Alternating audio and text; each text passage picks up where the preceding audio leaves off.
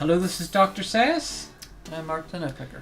and today we are reviewing Lord of the Rings, The Return of the King, which is the third film in the Lord of the Rings franchise. The game is based on the films, it is not based on the books. Lord of the Rings, Return of the King is a hack and slash game. It is the sequel to The Two Towers. I don't think there was a game on the first Lord of the Rings released. There was, but it was based on the book.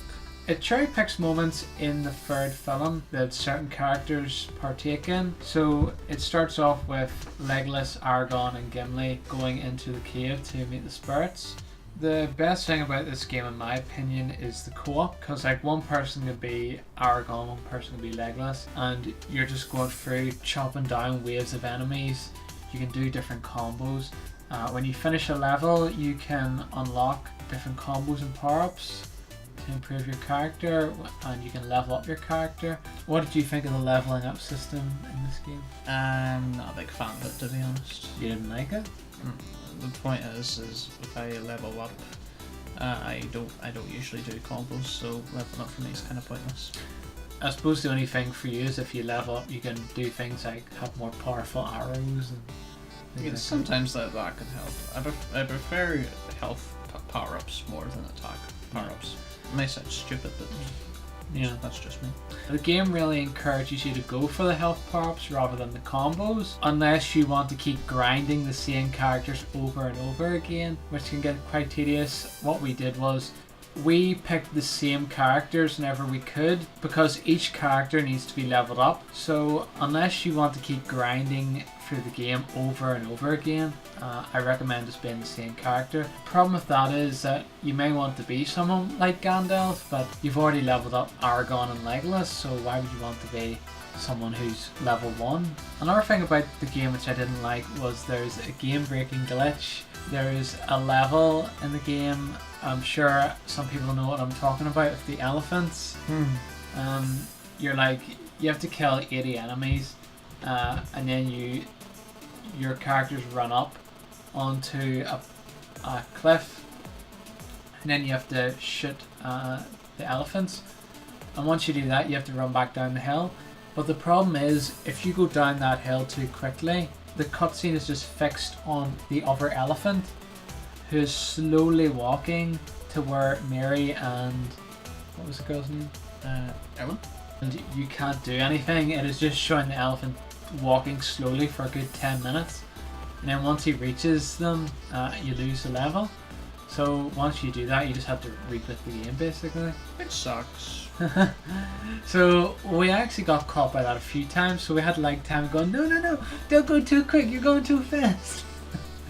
And there's another problem with that level, like sometimes it looked like the elephant was going to be on one side of the map, so you run up the cliff and you find out he's actually on the other cliff, and you can't, even though he looks like you can shoot arrows at him, you can't. So you have to run all the way back down, all the way up to the other cliff, and run past all the waves of enemies. And even if you get there as quick as you can, it's very unlikely you'll make it in time. And then to top it off, there was a bloody pterodactyl that swooped down attacking Mary and Owen. I don't think they're called pterodactyls. Well, it looked like one. But that was just a cherry on the cake for that level. It's definitely the most difficult level in the game, and it's only one of the middle levels. There's not many levels in this game. I thought there was a lot. There's easy, medium and hard difficulties. There's one level we did with Sam where you have to rescue Frodo, and since you can't be Frodo, the other player had to be Pippin for some reason. It didn't matter what difficulty we had it on, it seemed to be stuck on hard mode. Like we had it on easy and we beat the spider with the skin of our teeth. Yeah. Literally on easy mode, so I don't know what was going on there. Another moment was the final boss, Smeagol. Once you figure out how to knock him off the cliff, he's actually quite easy to beat. And he was right after the spider level, so there was one more level before that. Oh yeah, that's right. The castle. The castle, yeah. Oh, remember the castle level? We got up to the end of it, and we shot the bridge of all the enemies. I was Sam and you were Pippin, and I ran up the bridge, and then Mark was right behind me, and the ground just collapsed. And it just looked so ridiculous. Came out of nowhere. Instant game over.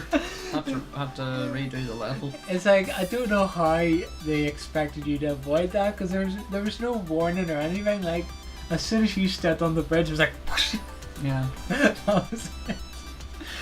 So, it was hilarious, but it just didn't make any sense. There are parts in the game, unless you have played the level a ton of times, or you look it up, you won't be finishing it first time. Like, there's one where you have to knock down, you're on this castle and you have to knock down all these ladders. You have to sort of figure out, you have to run to this certain part of the map. You have to fire arrows at these sort of wooden, what do you call them, like wooden towers that are coming towards you. And if the wooden towers like hit the castle and open, you've lost basically. There was these towers you could run up, but it turns out they didn't actually serve any purpose.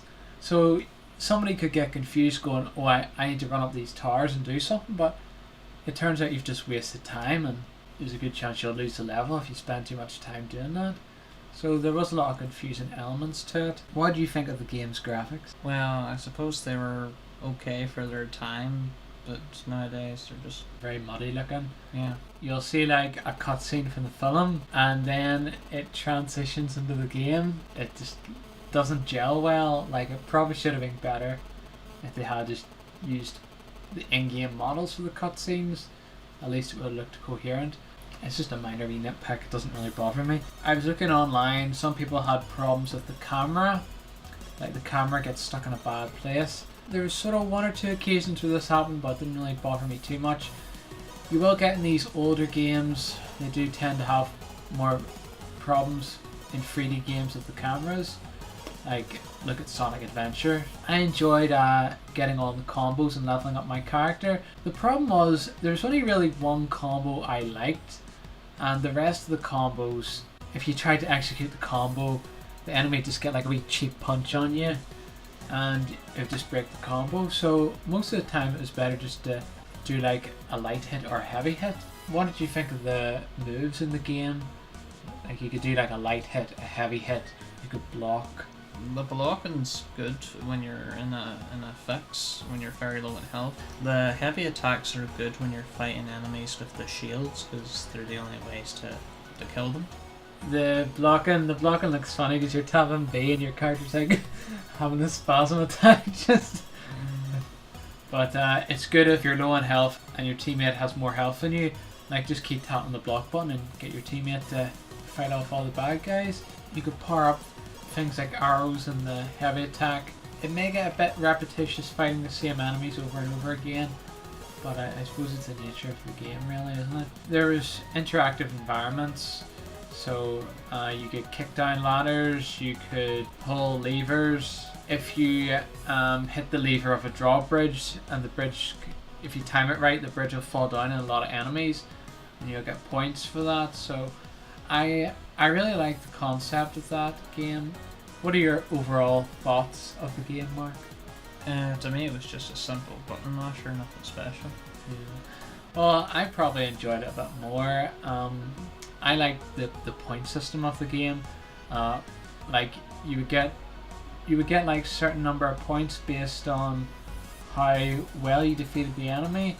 It didn't really explain this sometimes, because like, I would do a combo and I would get it would give me like a fair rating for it, and I would just, another enemy, I'd just tap the A button over and over and it would give me like a good rating. So I don't know, couldn't really explain that. I'm sure there's an explanation for it.